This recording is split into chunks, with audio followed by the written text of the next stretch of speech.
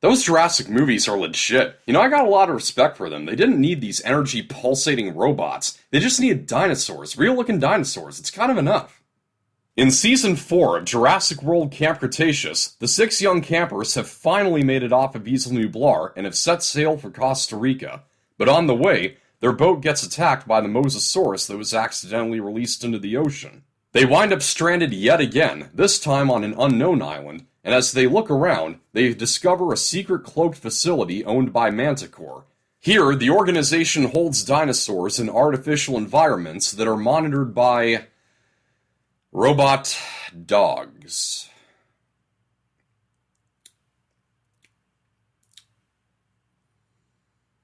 As always, I'm going to be giving my complete thoughts on this season, which include spoilers. Now, it seems a good number of you are subscribed to me to hear me speak well of Jurassic. I think I've kind of made a name for myself as an avid Fallen Kingdom defender. And by the way, to those who are wondering, that video will return with improvements.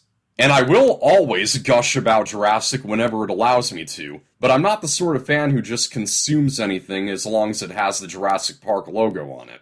And I tell you, I didn't think this day would come, nor did I ever want to do this, but I'm now having to get on camera to rant about how much I hated something Jurassic related.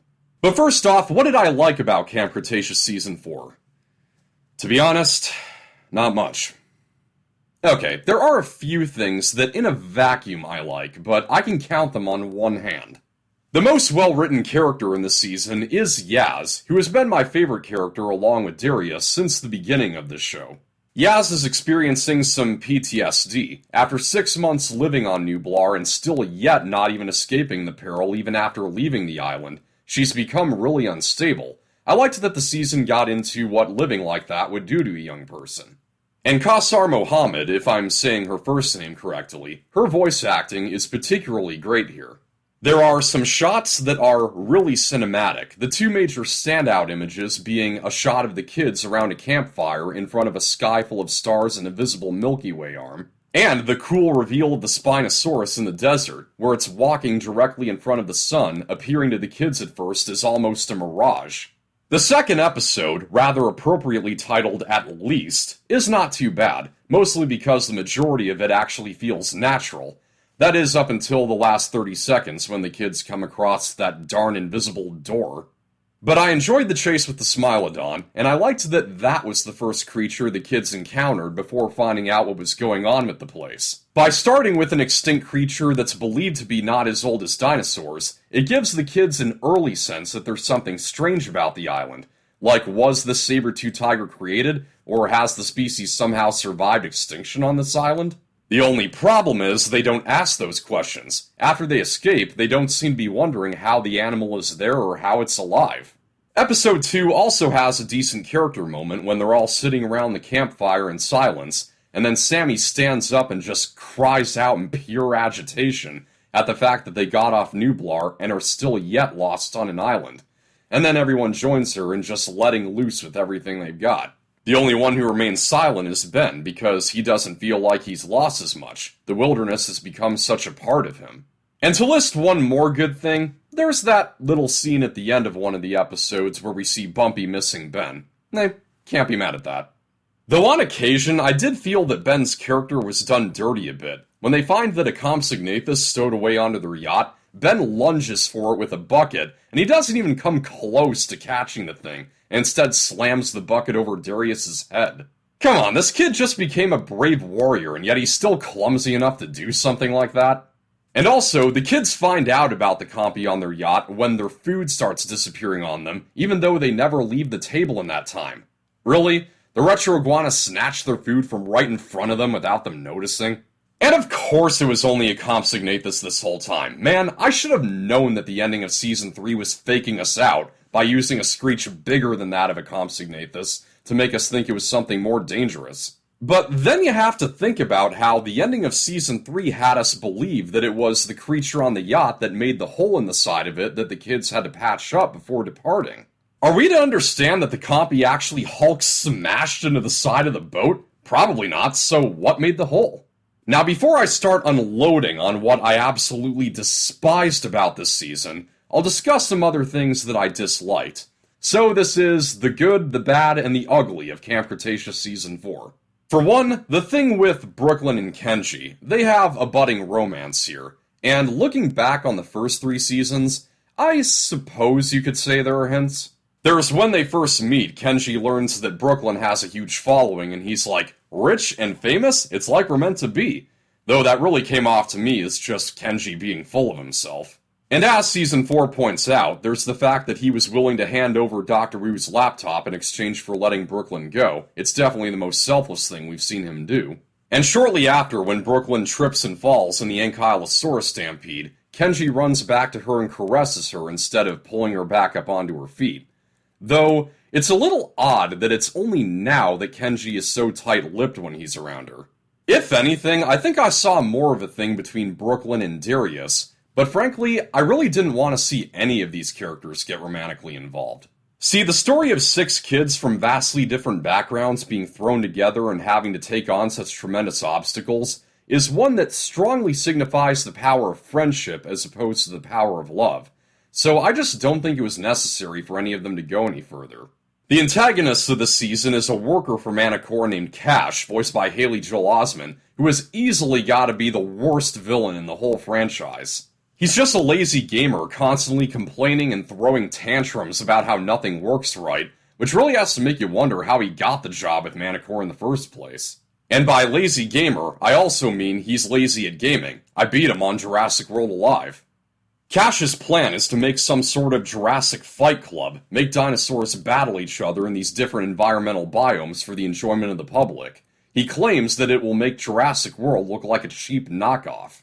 Putting aside the axiom that no one would come here after the terror at Jurassic World, these biomes are wide open, with no fences aside from those drones that keep the dinosaurs in line. Like people are really going to go inside to watch the dinos fight up close and just pray that the drones are malfunction resistant.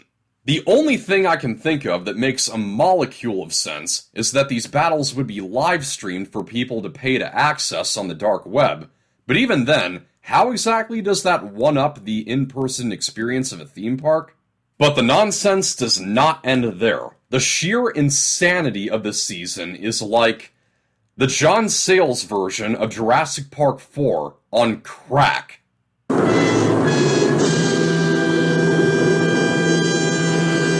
It's funny how early on, when they wind up on this new island, Kenji jokes that they might have gotten abducted by aliens, and everyone's like, nah, that'd be stupid. Well, what they do eventually encounter makes about as much sense. The first 2 episodes may have been passable, but the moment the kids find the invisible door, it's all downhill from there. And by the way, the kids open the door very easily. All they have to do is just press their hand against it a few times, and it opens for them. It never crossed Manticore's mind that someone might stumble across this island, so maybe they should secure their doors a little better. You know, maybe build them with a scanner so they only recognize certain people's handprints? The hyper-advancement of the technology here is completely out of Jurassic style. Drugging dinosaurs to make them more aggressive, that's believable enough, but then there are these chips Manticore has that allows them to control a dinosaur's actions. Cash inserts one of them into a juvenile Brachiosaurus, and with just the push of a key on an iPad, he gets it to freeze into position. That's a concept that's just way too out there. But what takes the cake without a doubt are the Brads, these robotic canines that monitor the biomes and shoot balls of electricity from their mouths. I was really thrown off seeing those things in the trailer, but I thought, maybe they'll appear just once or twice and I'll get over it okay. But no, they're all over this season, and they make it impossible to see it as anything within the Jurassic universe. Gotta say also, for something so advanced, the Brads are really poorly constructed. Kenji actually smacks the head off one of them in a single motion with a frying pan. This begs the question, why doesn't Kenji carry the pan with him the rest of the season if it's such an easy way of dismantling the robots? You know these things are swarming the island, and they'll kill you the moment they find you, so if the pan is mightier than the sword, just take it with you. And as if the Brads weren't ludicrous enough, later on we get the Brad X's. They're like miniature Grimlocks with the body of a super battle droid. Oh yeah, that totally belongs in Jurassic Park. Nothing off about that, like pickles on a hot fudge sundae. And it's not like these robots are just remotely operated, no, they are somehow sentient. They get distracted from their target when one of the kids throws a pebble at them, and they easily communicate with humans. Cash furiously blurts out orders at them, with wordage that obviously they wouldn't be programmed to respond to, and yet there's no issue with them obliging. These things are self-aware, my friend. What's really sad is that there are a number of dinosaurs featured in this season that fans have been wanting to see more of. Spinosaurus, Ceratosaurus, and even Dilophosaurus make an appearance, for 1 whole minute in the last episode. Don't think you can just throw in Dilos into this awful season of an animated show for 1 minute and appease me. They better have a full sequence in Dominion. But despite the inclusion of these fan-favorite dinosaurs, they get horribly overshadowed by the robots. Those who hoped that the Spinosaurus would be the big baddie, they got screwed, because that title goes to the Brads. They are the Toro/Scorpius Rex of this season. Why would they do this? Well, executive producer Scott Creamer explained that after 3 seasons of kids running away from dinosaurs in the jungle, they wanted to come up with something that would up the ante. This is a franchise about freaking dinosaurs! Sometimes the ante needs no upping! I might not dwell on this so much if Camp Cretaceous was treated more as a what-if scenario, like, let's have some fun and say hypothetically that this happened during and after the fall of Jurassic World. But that's not the case. It's been made clear by the people involved that this is meant to be in-universe. And if you're seriously telling me that this crap is hard canon, you are committing blasphemy!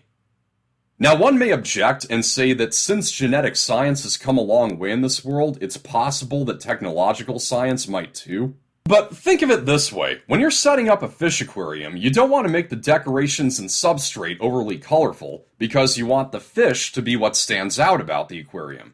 It's the same kind of thing with Jurassic Park and other fiction. When it's set in the world as we know it, you can't make anything outside of the creation of dinosaurs to be anything too out of the ordinary, otherwise it becomes distracting, and the dinosaurs aren't that awe-striking.